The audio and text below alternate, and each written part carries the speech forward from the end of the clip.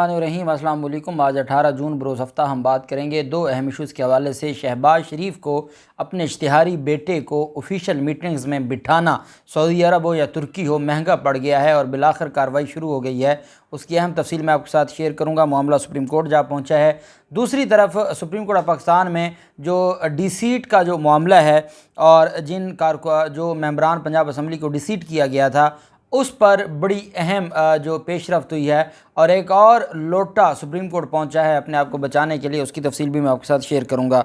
पहले तो मैं आपको बताता चलूं कि दुआ जहरा केस में एक नया मोड़ आ गया है और बच्ची के वालिदैन ने सुप्रीम कोर्ट ऑफ पाकिस्तान से रजू कर लिया है और उनका ये कहना है कि सिंध हाई कोर्ट का जो फ़ैसला है ये आइन और कानून की खिलाफ वर्जी है और सिंध हाई कोर्ट ने आइन और कानून के बरक्स फ़ैसला दिया है। दुआ जहरा के वालिद ने यह दरख्वास्त में सिंध हाई कोर्ट के फ़ैसले पर सवालात उठाते हुए ये मौक़िफ़ अख्तियार किया है कि दुआ जहरा के तिब्बी मुआयने की रिपोर्ट मेडिकल बोर्ड ने तैयार नहीं की, एक डॉक्टर ने तैयार की है और उन्होंने अपनी जो दरख्वास्त है उसमें लीगल सवालात उठाए हैं। मेहदी काज़मी ने दरख्वास्त में कहा गया कि ताज़ीरात पाकिस्तान की दफ़ा 491 और आइन के आर्टिकल 199 के तहत क्या अदालत दायर अख्तियार का इस्तेमाल करते हुए नाबालिग को आज़ादी से फ़ैसला करने की इजाज़त दे सकती है। उम्र का अंदाज़ा लगाने के लिए किए गए ओसिफिकेशन टेस्ट की रिपोर्ट मेडिकल बोर्ड ने तैयार नहीं की, क्या ये कानून की खिलाफ वर्जी नहीं है। साथ कहा गया है कि आइन के आर्टिकल 199 का इस्तेमाल करते हुए हकीकी तनाज़े को उम्र के मसले से जोड़ना, क्या ये कानून की खिलाफ वर्जी नहीं है। क्या अदालत ने मुबैना मुग़वी को बयान रिकॉर्ड करवाने से कबल मुबैना अगवाकार के असर रसूख से पाक आज़ादाना माहौल फराहम किया। क्या मुबैना नाबालिग मुग़वी के बयान पर इन्हिसार करते हुए मुअज़्ज़ज़ अदालत ने हुकूम में कानून की खिलाफ वर्जी की है। अदालत ने टेस्ट की बुनियाद पर जो तिब्बी सबूत को, मेडिकल सबूत को तरजीह क्यों दी जबकि दस्तावेज़ी शवाहिद भी मौजूद थे। क्या उम्र के सवाल पर फ़ैसला करने के लिए फ़ैमिली कोर्ट के खसूसी दायर अख्तियार को इस्तेमाल करना और मुबैना तौर पर नाबालिग मुग़वी की हतमी तहवील और सरपरस्ती अगवाकार को देना ठीक था। क्या मुअज़्ज़ज़ हाई कोर्ट इस हुक्म इम्तनाई पर गौर करने में नाकाम रही है कि इसे एक तयशुदा असूल के तौर पर मुबैना मुग़वी को अगवाकारों को देने से कबल सेक्शन 491 CRPC के तहत या तो इसके फितरी सरपरस्तों जो नेचुरल गार्डियन है यानी उसके वालिदैन या रियासती तहवील में किसी शेल्टर होम में भेजना नहीं चाहिए था। क्या उम्र का तनाज़ा किसी मजाज अदालती फ़ोरम से तय होता है। ये उन्होंने दरख्वास्त दी है और 8 जून 2022 के आज को जो फ़ैसला था उस फ़ैसले को चैलेंज किया गया है सुप्रीम कोर्ट ऑफ पाकिस्तान में। अब देखते हैं कि ये एक लीगल सवालात उठाए हैं। नादरा का रिकॉर्ड, तालीमी असनाद और ये सारे जो डॉक्यूमेंट्स हैं, हमारा लॉ कहता है कि इंसान झूठ बोल सकता है, डॉक्यूमेंट्स झूठ नहीं बोलते, या फिर सरकमस्टांसेस झूठ नहीं बोलते। तो वो दोनों चीज़ें, डॉक्यूमेंट्स हों या सरकमस्टांसेस हों, ये दोनों ये बताते हैं कि जो बच्ची है उसकी उम्र 14 साल है।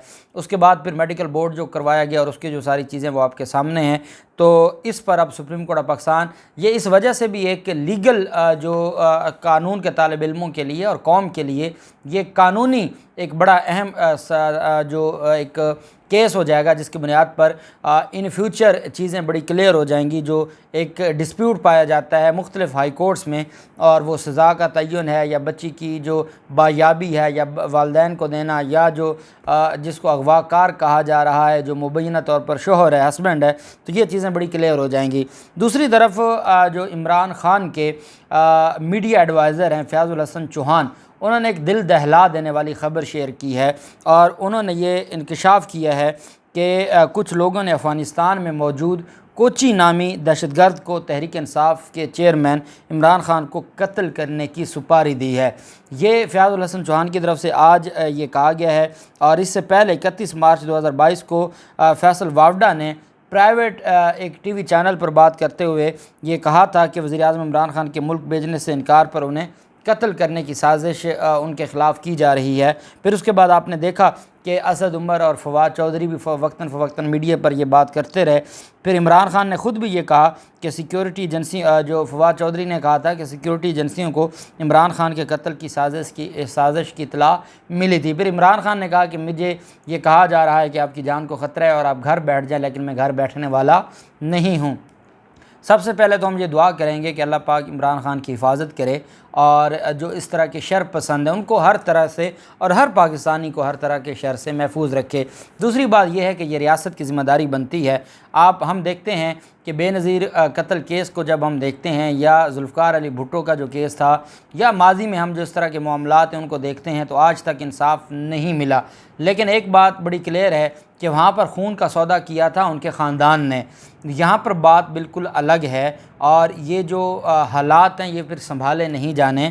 اس وجہ سے ہمارا جو حکومت ہے یہ اس کی ذمہ داری بنتی ہے کہ ہوش کے ناخن لے، دھمکیاں دینے کے بجائے عمران خان کی حفاظت کرے، عمران خان کو تحفظ دے، اور یہ ہمارے اداروں کی بھی ذمہ داری بنتی ہے کہ وہ بھی تحفظ دے عمران خان کو، اور اس طرح کے جو معاملات ہیں اللہ پاک عمران خان کو محفوظ رکھے۔ دوسری طرف پاکستان تحریک انصاف کے لوٹے نے ڈی سیٹ ہونے کے خلاف الیکشن کمیشن کے فیصلے کو سپریم کورٹ آف پاکستان میں چیلنج کیا ہے، اور یہ جو لوٹا ہے اس کی طرف سے یہ درخواست دائر کی گئی ہے ڈی جی خان سے۔ PP 288 سے یہ منتخب رکن تھے پنجاب اسمبلی محسن عطا خان کھوسہ، انہوں نے یہ سپریم کورٹ میں اپیل دائر کی ہے، اور انہوں نے کہا ہے کہ جو الیکشن کمیشن کا فیصلہ تھا وہ غیر قانونی تھا۔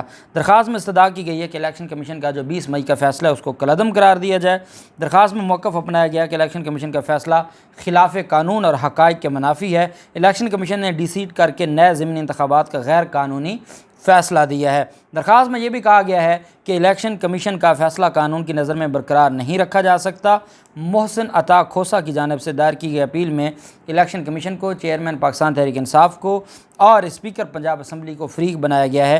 اس سے پہلے بھی مختلف لوگ درخواستیں دائر کر چکے ہیں، اور پاکستان تحریک انصاف نے اپیل دائر کی ہوئی ہے کہ ان کو تاحیات نہل بھی قرار دیا جائے، نہ صرف ان کو ڈیسیٹ کیا جائے بلکہ ان کو تاحیات نہل بھی قرار دیا جائے۔ پاکستان تحریک انصاف کے یہ جو لوٹے ہیں، پہلے بھی مختلف لوٹوں نے درخواستیں دائر کی ہیں، اور یہ جو درخواستیں ہیں اگر تو یہ ڈی سیٹ ہوئے تھے تو یہ فیصلہ ان کو برداشت کر لینا چاہیے تھا، اور یہ بہت ان کے لیے جتنا بڑا جرم انہوں نے کیا ہے ریاست کے ساتھ اور عوام اور اپنے ووٹرز کے ساتھ، جو بے وفائی، دغا، دھوکہ اور بددیانتی اور بے ایمانی کی ہے، تو یہ تو بہت کم سزا تھی، اور ان کو اس سزا پر اس سزا کے اوپر خاموش ہو جانا چاہیے تھا۔ لیکن اب یہ جو سمجھتے ہیں کہ سپریم کورٹ آف پاکستان جو کہ خود آرٹیکل 63A میں بڑی تشریح کر چکی ہے، تو یہ سپریم کورٹ آف پاکستان میں جا کے برے پھنسے ہیں، اور سپریم کورٹ ان کی اپیلوں میں ہی جو فیصلہ ہے وہ بڑا تگڑا دے سکتی ہے، کیونکہ پاکستان تحریک انصاف نے ساتھ ہی درخواست دی ہوئی ہے کہ وہ 19 MNAs کو اور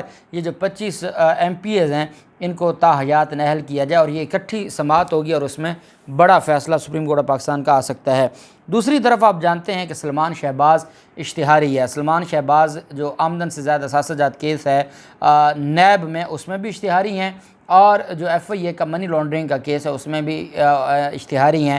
ہمارا قانون یہ کہتا ہے کہ جو اشتہاری ہے اگر کوئی اس کو پناہ دیتا ہے یا اس سے ملاقات رکھتا ہے یا اس سے ملتا ہے تو وہ بھی قانون میں اس کو بھی اوفینس سمجھا جاتا ہے، اور ہمارا قانون یہ کہتا ہے کہ جو ہاربرر ہے، جو اس کو پناہ دیتا ہے، پناہ دینے والا، اس کو بھی ہمارا قانون سزا دیتا ہے۔ لیکن بدقسمتی یہ ہے کہ ہمارے ملک میں ایک انوکھا کام ہم نے دیکھا کہ ملک کا جو وزیر اعظم ہے وہ اس عدالت میں پیش ہوتا ہے جس نے سلمان شہباز کے وارنٹ گرفتاری بھی جاری کری ہے اس والد کے سامنے، اور مجھے یاد ہے نصرت شہباز کو جب نیب عدالت نے وارنٹ گرفتاری جاری کیے تھے تو اسی عدالت میں بیٹھ کر نصرت شہباز کو شہباز شریف بیٹھ کر فون کر رہے ہیں اور ان کے حال احوال پوچھ رہے ہیں، اور عدالت اس کو اشتہاری ڈکلیئر کر رہی ہے۔ تو یہاں بھی سلمان شہباز کو یہ خود مل کے آئے ہیں، ساری دنیا نے دیکھا ہے، لیکن عدالت نے نہیں پوچھا کہ جس کو ہم آج اشتہاری ڈکلیئر کرنے جا رہے ہیں کل تو آپ اس کو آفیشیل میٹنگز میں لے کر بیٹھے تھے۔ لیکن پاکستان تحریک انصاف نے اب یہ جو معاملہ ہے اس کو اٹھا دیا ہے، اور تحریک انصاف نے وزیر اعظم کے بیرون ملک دورے پر مجرم بیٹوں کو اجلاس کا حصہ بنانے کا معاملہ اٹھا دیا، اور اس حوالے سے پاکستان تحریک انصاف کی رہنما اندلیب عباس نے صدر مملکت عارف علوی اور چیف جسٹس آف پاکستان کو ایک درخواست دی ہے جس میں وزیر اعظم کے بیرون ملک دوروں میں مجرم بیٹے کو اجلاس کا حصہ بنانے کا معاملہ اٹھایا گیا ہے۔ درخواست میں کہا گیا کہ 28 اپریل کو وزیر اعظم 3 روزہ دورے پر سعودی عرب گئے۔ اشتہاری بیٹے سلمان شہباز اور بھتیجے حسین نواز سرکاری وفد میں دکھائی دیے۔ عدالتوں کو مطلوب یہ دونوں اشتہاری سعودی ولی عہد سے بھی ملے۔ اندلیب عباس نے کہا کہ سلمان شہباز منی لانڈرنگ کے مقدمے میں عدالت کو مطلوب ہیں۔ حال ہی میں سلمان شہباز کے دائمی وارنٹ گرفتاری جاری ہوئے ہیں۔ آئین اور قانون کے پاسبان کے طور پر یہ چیف جسٹس آف پاکستان کی ذمہ داری بنتی ہے کہ وہ اس معاملے کو اٹھائے۔ خط میں کہا گیا کہ 2018 میں نواز شریف کو ایون فیلڈ مقدمے میں 10 سال قید کی سزا ہوئی، جبکہ دسمبر 2018 میں العزیزیہ اسٹیل ملز میں جو مقدمہ ہے اس میں نواز شریف کو 7 سال کی سزا ہوئی۔ انہوں نے کہا کہ مقدمات کی عدم پیروی پر اسلام آباد ہائی کورٹ نے نواز شریف کو اشتہاری قرار دیا۔ وزیر اعظم نے سزا یافتہ مجرم سے ملاقات کر کے اپنے حلف سے روگردانی کی ہے۔ اسحاق ڈار نامی اشتہاری سے بھی ملکی سیاسی معاشی اور معاملات پر مشاورت کی گئی ہے، اور ملک کا وزیر اعظم ایک اشتہاری سے جو اسلام آباد ہائی کورٹ کا اشتہاری ہے اس سے ملنے کے لیے 3 دن لنڈن میں رہا ہے اور بغیر سیاسی دورے پر، سرکاری دورے پر۔